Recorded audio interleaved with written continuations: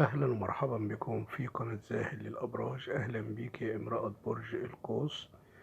النهاردة هنتكلم عن العشر أيام الأخيرة من شهر نوفمبر، يعني من يوم 20 نوفمبر حتى يوم 30 ديسمبر لعام 2023، يعني ال40 يوم اللي جايين دول من بكرة. القراءة دي قراءة عامة، يعني تنفع لكل العشريات الأولى والثانية والثالثة، وكمان تنفع لجميع الأعمار. فلو أول مرة تشوف القناة ياريت تشرفيني بالاشتراك وتفعلي زر الجرس وتدوس على اللايك ليصلك كل ما هو جديد. وكمان لو انت مشتركة بالفعل ياريت نعمل لايك ومشاركة للفيديو علشان يوصل لأكبر عدد من محبي امرأة برج القوس. امرأة برج القوس، رسالة الفلك ليكي في الفترة دي هي انك تخليه هو اللي يرجع يدور عليكي. خليه هو اللي يرجع يدور عليكي، يعني من الآخر يا امرأة برج القوس، خلي الحبيب هو اللي يرجع يدور عليكي. معناها ايه الكلام ده؟ هنفهم في الفيديو وهنشوفوا أهم التبشيرات وأهم التحذيرات، وهنشوف طاقتك العامة ايه. امرأة برج القوس في الفترة اللي جاية دي اللي هي ال40 يوم دول، أنا شايف طاقتك العامة وهي الاتزان العاطفي. يعني عندك اتزان عاطفي، يعني عندك استقرار داخلي عاطفي. اللي انت هيأتي إليكي ويكون ندمان، هتفرش ليه قلبك ورد وهتقبليه. لكن اللي هياخد معاكي البعد وهيبعد عنك هو الخسران. فانت الفترة دي هيكون عندك في توازن عاطفي، استقرار عاطفي، ثبات انفعالي. هيكون عنديكي التجل. يعني ايه التجل؟ يعني هتكوني تجيلة بالنسبة للحبيب، هتخليه هو اللي يرجع يدور عليك. والتجل ده صنعة، يعني برافو عليك انك هتعرفي تخليه هو اللي يلف حوالين نفسه ويدور عليك. لانك هتعملي ليكي حدود، يعني مش هتحاولي تخليه يعرف اخبارك، هتخفي اخبارك عنه. هتحاولي انك تبعد عنه، ومن خلال انك مش هترد عليه في التليفون. هتحاول انك تهتم بعملك وتهتم بحياتك الشخصية اكتر منه. هتحاول انك تهتم بصحتك اكتر منه، هتحب نفسك اكتر منه. هيكون عندك الرغبة انك انت تبعدي، ولكن هتخليه هو اللي يبحث عنك، هو اللي يرجع يدور عليك، من خلال انك مش هتحبي بزيادة ولا هتحبي بكثرة.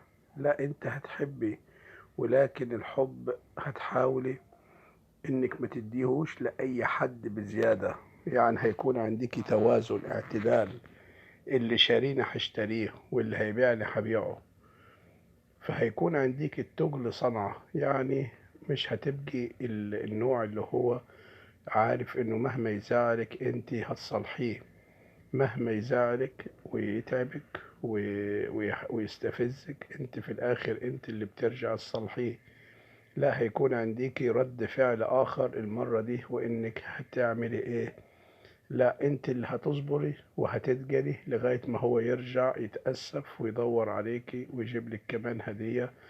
فهيكون عنديك التجل صنعة في الفترة دي، وده بسبب زي ما قلت في بداية الفيديو هيكون عنديك استقرار داخلي عاطفي وثبات انفعالي. يعني هتكوني انت ماسكة اعصابك، وهتكوني بمثابة عندك قوة من الداخل بتتحكمي في عواطفك وفي مشاعرك، وكمان هتتحكمي في الحبيب او الشريك. امرأة برج القوس كمان هتمشي بمبدأ انك لا تعطي حجم اكبر من اللازم ليه. يعني مش هتديله حجم اكبر من حجمه. كمان مش هتتعاملي بلطف اكتر من اللازم. اللي هيزعلني هبعد عنه، هعمل له 1000 بلوك. مش هبقى متاحة 24 ساعة، مهما يزعلني هوافق عليه وهرجع له. لا، هيكون عنديكي بالنسبة لي صعوبة في الرجوع فهيكون هو اللي بيبحث عنيكي وبيدور عليكي وبيحاول يرجع إليكي بأي وسيلة، لأنك أنت ليس ماشيتي بمبدأ حاليا هو ليس التعامل بلطف أكتر من اللازم. هيكون عندك توازن في الأمور، اعتدال في الأمور. هتحبي بس هيكون عندك أيضا تقل، هتتقلي. هيكون عندك يعني صبر. هيكون عندك مش أصطلح بسرعة وارجع اتخاصم تاني، لا، هحط معاه النقط على الحروف من الأول. الشيء اللي مضايقني هتبطله، أمين، بطلته خلاص. لا مش هتبطله، مش هينفع نستمر. هتعرف تقولي لا بقلب مليان، وده بسبب ثبات انفعالك العاطفي.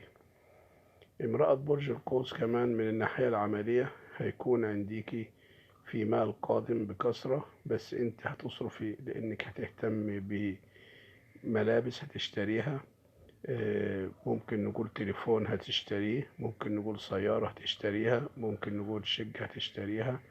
فهيكون عندك الفلوس اللي بتصرفيها أكتر من الدخل اللي انت بتدخليه.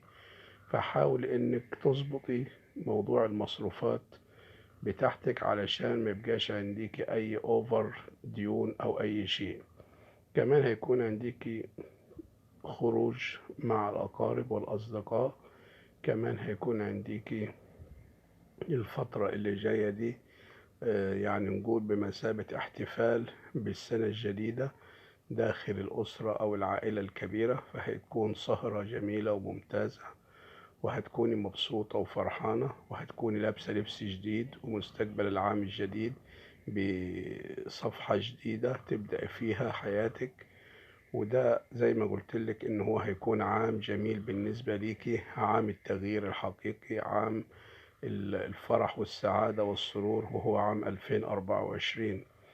فأنت حاولي تكوني مستعدة لاستقبال هذه الخيرات اللي جاية عليك والفرح، بإنك تهتم بصحتك، تهتم بنفسك، تحب نفسك، تحب صحتك، تخلي عندك ثقة في نفسك إن النجاح حليفك مهما كانت المعوقات اللي أمامك والصعوبات هتتخطيها. بس الدنيا عايزة صبر، وعايزة إنك تكون ليك ثقة في الله وثقة في نفسك.